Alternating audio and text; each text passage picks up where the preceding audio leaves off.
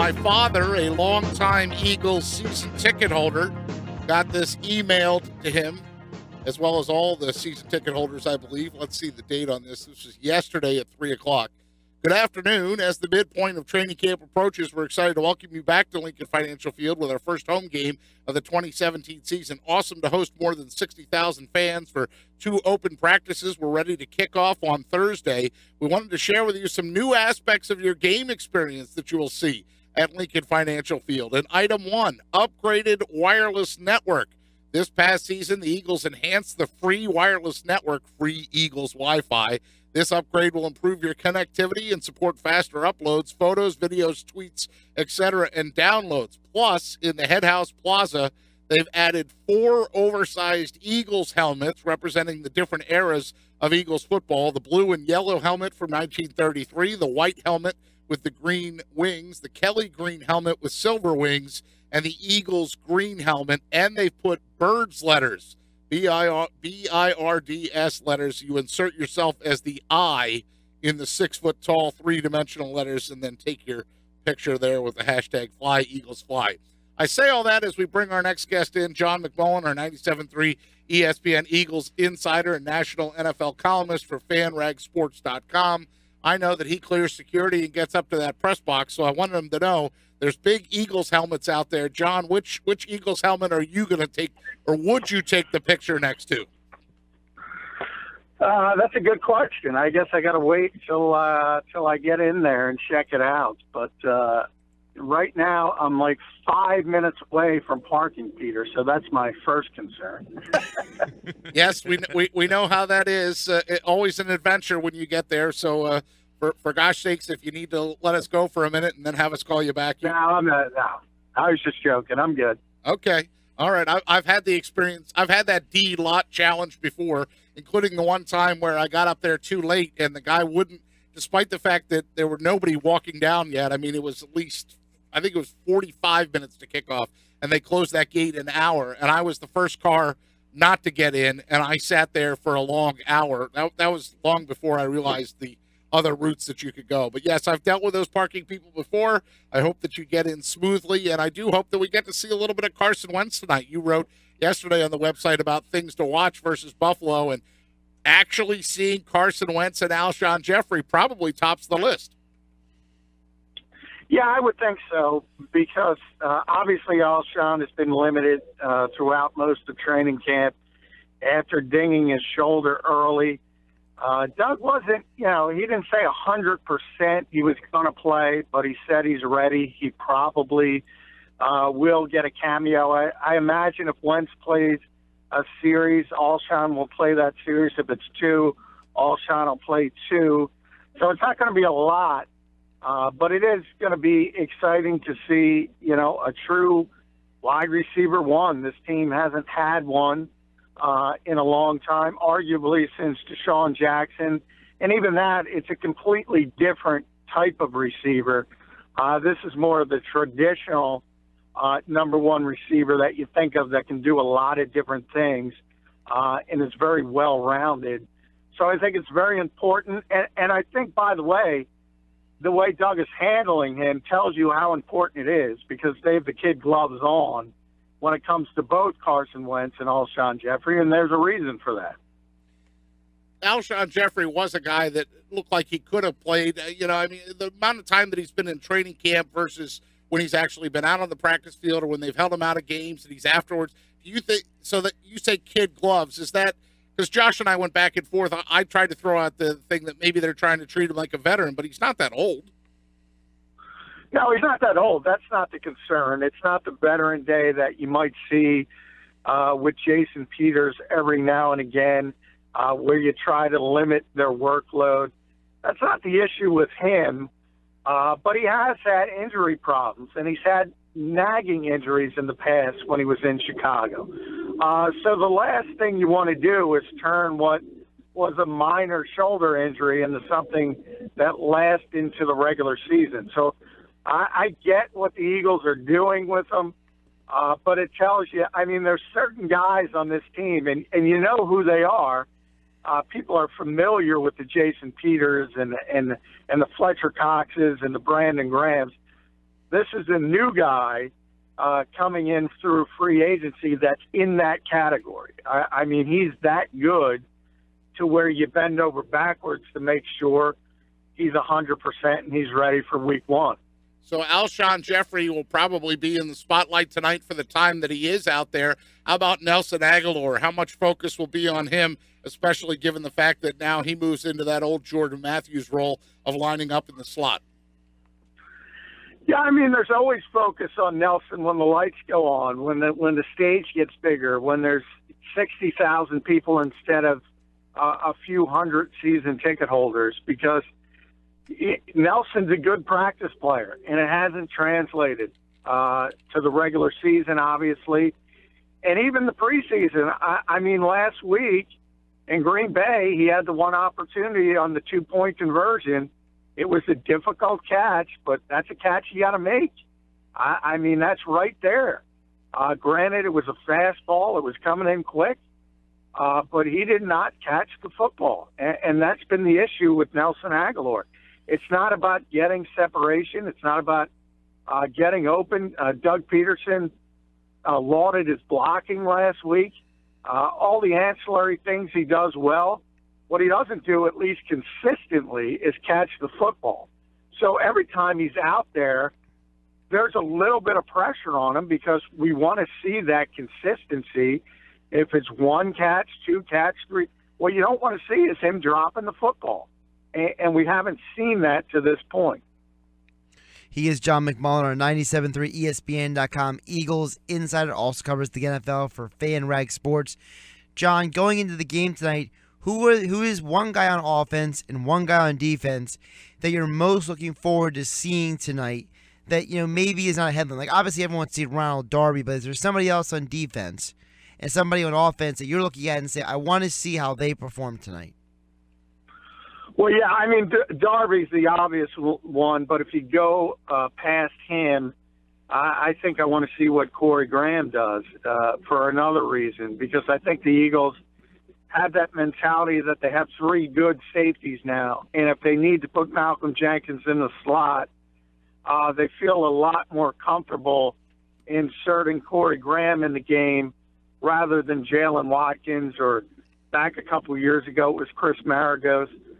They think Graham at 32 can still play, so I pay special attention to him at safety. Offensively, I don't care who it is. I don't know if Wendell Smallwood's going to go yet.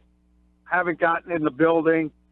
If it's Corey Clement, if it's Byron Marshall, if it's Donnell Pumphrey, I want to see somebody run the football, run it effectively.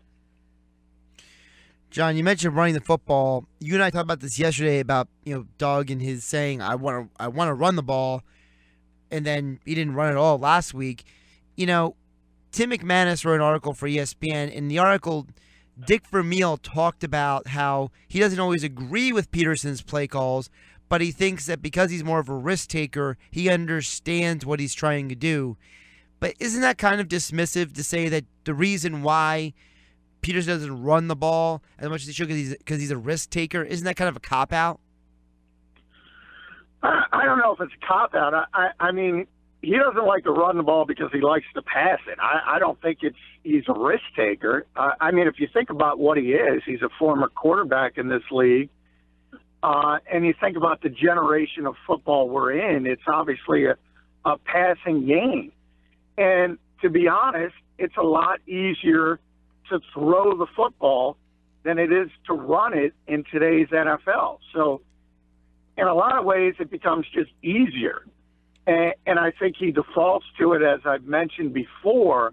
And I think that's the bigger issue. I think he has to fight himself to stick with the running game. I don't think it has anything to do with being a risk taker.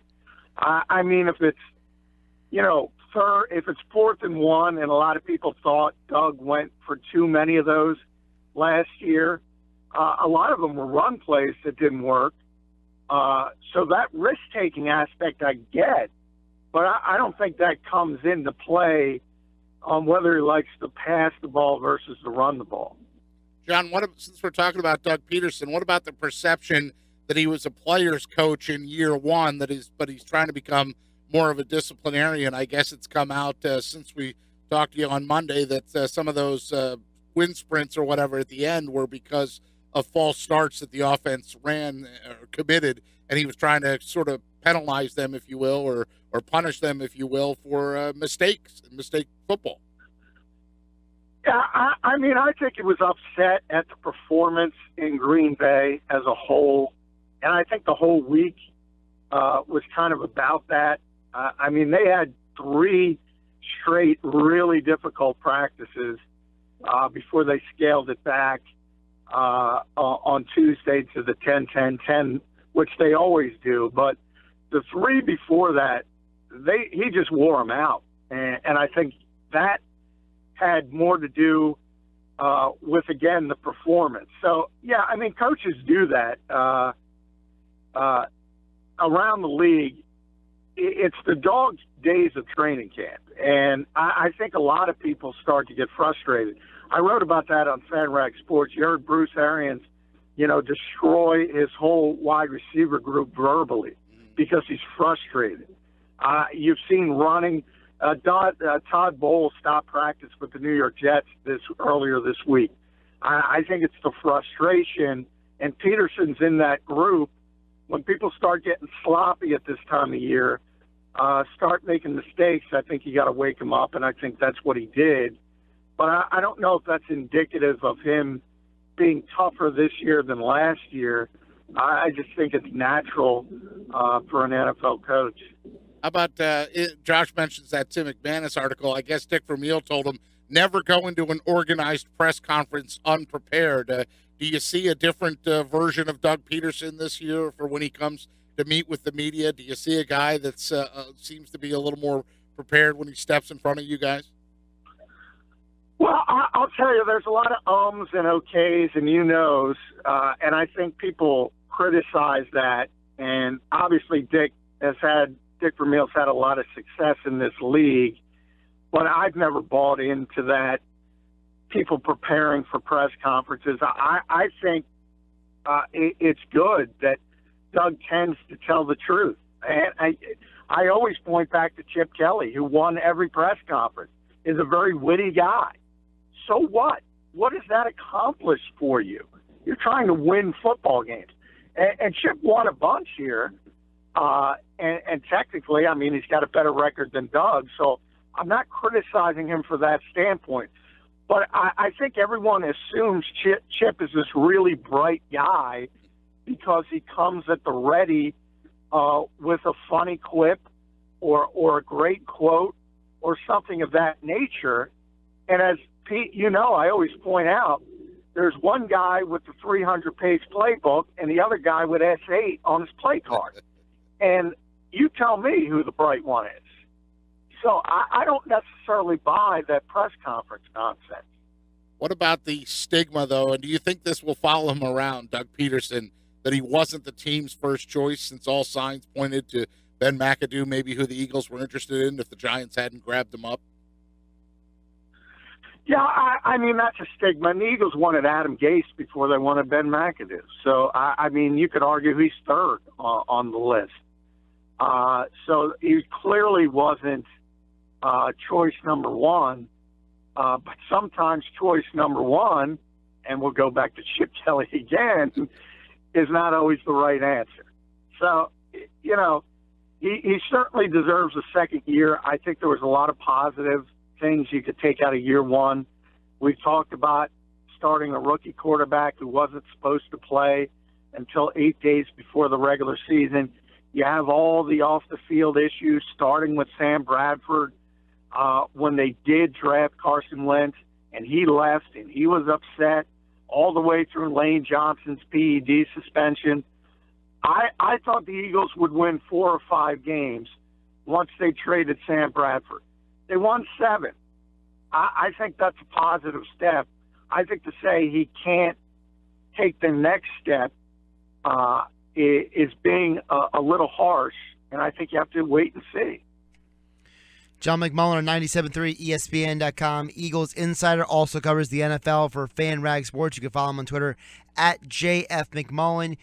John, you mentioned Chip Kelly, and the reason I'm touching on him is because I was watching an interview with Urban Meyer last night, and Meyer talked about that he had a conversation with Chip Kelly because apparently Chip was really antsy to get back on the sideline with anybody. He was willing to take almost any job he can get.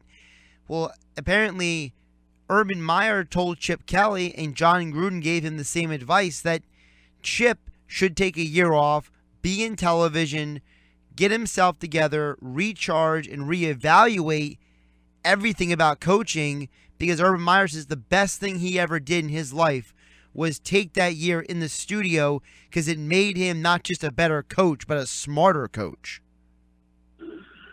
Well, yeah, I mean, to me, it depends what Chip wanted to do. I always thought it was going to be very difficult for him to be a coordinator because he's such a headstrong guy.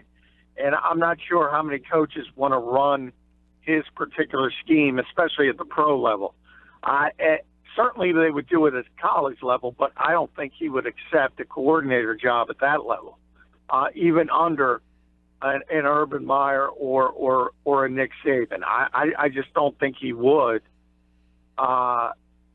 So if you want to get back in the NFL, he had to take a year off. I mean, he was toxic, and you need to get away from all the negativity, and people will forget, and they will say, you know what, let's give him another chance because of the same reasons he got the chance to begin with.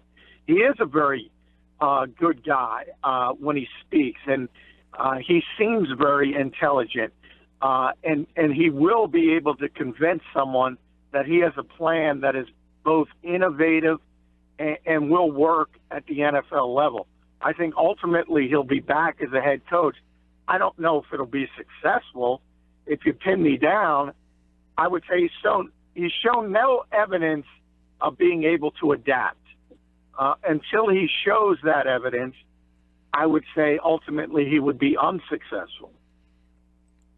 John, some NFL news from around the league. Justin Britt and the Seahawks signed a 3-year, $27 million contract extension through 2020. This is significant because he is the first Seahawks offensive lineman drafted during the Pete Carroll, John Snyder era to get a second contract with Seattle. You know, what is it about Seattle that they just have not been able to get this offensive lineman stuff right? Do you think, John, is it they're not evaluating properly? Do you think they're going too cheap at times? Because when they won the Super Bowl, they had a solid offensive line that was able to run the ball. In the last couple of years, they've been doing all these goofy games of changing D linemen into offensive linemen, and it's just been a mess up there. Yeah, I mean, even when they won and they were going to back-to-back Super Bowls, the offensive line was always a weak spot of that team.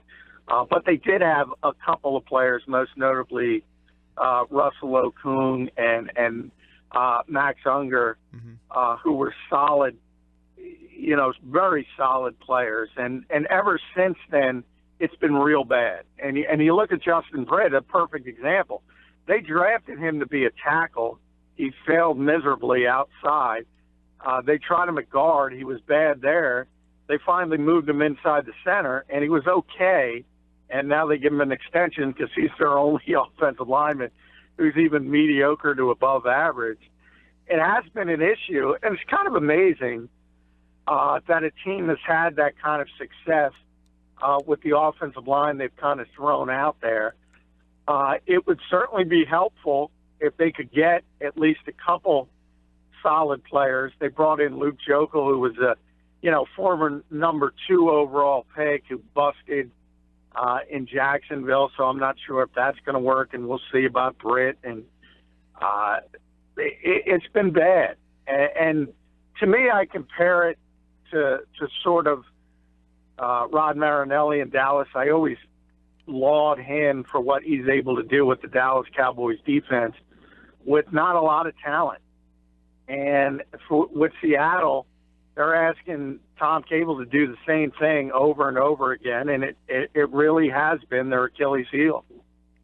John, in San Francisco this week, today Elvis Dumervil has been in town. He's been working with Solomon Thomas and Reuben Foster.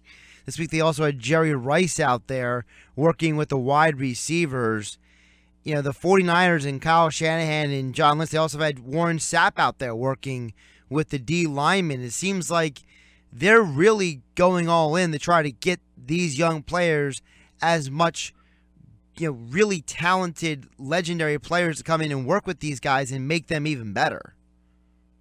Yeah, and John Lynch himself could work with the safeties. I mean, he's going to be in the Hall of Fame at some point. Hey, if you have that sort of ability to bring those types of legends in and do it, I recommend it. You see Brian Dawkins here with the Eagles after practice all the time, sort of giving guys pointers. So if you have people like that around, it can't hurt. But I've never, to me, it's always very difficult for Hall of Fame level players to impart what they have to average, ordinary guys. And I'm not saying Solomon Thomas is going to be ordinary, but anytime you talk about a Hall of Fame type level player like Jerry Rice, for instance, I mean, what can Jerry Rice tell the San Francisco 49ers receivers that are going to turn him into Jerry Rice? I mean, it's just not going to happen. He's going to tell them to run up hills, right, John? Yeah, exactly. I mean, you can't duplicate that. So, hey, you should have them. I'm not saying you shouldn't do it. I just wouldn't count on this huge improvement just because Jerry Rice is talking to the receivers. It's interesting, John, because I mentioned Thomas and Reuben Foster are two of the guys that they drafted, and we know that sometimes just because you draft two super talented defensive players doesn't always change an entire defense. Just look at Jacksonville last year. They drafted Jalen Ramsey and Miles Jack, and the defense still struggled at times. Yeah, but San Francisco, I feel like I'm piling on Chip, and I know Pete's probably laughing there. But I'm enjoying it. Yeah, they were 32nd in the NFL in defense last season. Now, guess what? I mean, let's be honest. They're going to be much improved just from the fact that Chip Kelly isn't there, having that impact. We saw it here in Philadelphia. I mean, it just, when you run that kind of tempo and you have your defense on the field consistently, they're going to be horrible from a number standpoint. And that's what happened in San Francisco. They have some talent, especially when you look on the front seven specifically. They had DeForest Buckner as a top 10 pick last year. Now they have Solomon Thomas, and they have Eric Armstead, really athletic people up front. I'm a big Foster guy. I think he's going to be a star in this league if he's healthy. Navarro Bowman's still there. They're going to go from 32nd in the NFL to 15, 16, right in the middle of the pack. So that's going to be a huge improvement. John McMullen with us, our 97.3 ESPN Eagles insider, national columnist for FanRagSports.com. You can follow him on Twitter at JF McMullen. He is at Lincoln Financial Field for the Bills and Eagles tonight. Again, kickoff at 7 o'clock. The pregame starts at 6 o'clock right here on 97.3 ESPN. And, John, I'll throw this out there. There's 3 games tonight: Ravens, Dolphins, Buccaneers, Jaguars, Bills, Eagles. And for the Eagles fans that complained, it's been a long time since the team was in the playoffs. Just look at the Buffalo Bills, 1999, 17 seasons without a playoff appearance. Jaguars and Bucks, not much better. They're each at 9.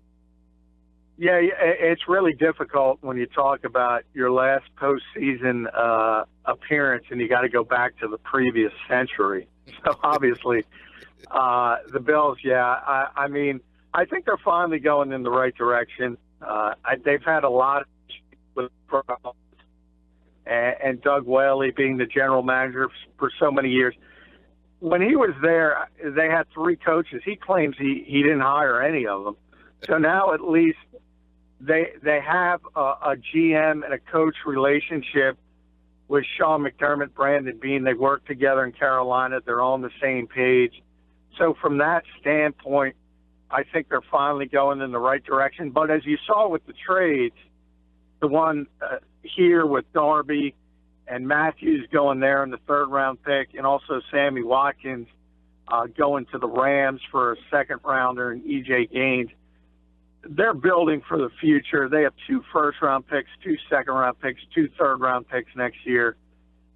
So they're not looking to stop their playoff drought this season, but next season is when they're starting to ramp up. Going in the right direction, just like our own John McMullen, who's got to the parking lot and heading across that street there to Lincoln Financial Field through security. Hope that goes quick. Up the elevator and into the press box to cover the game for us. Thanks so much, John. We'll catch up with you again tomorrow to find out your reaction to Bills and Eagles. Hey, thank you guys. Appreciate it.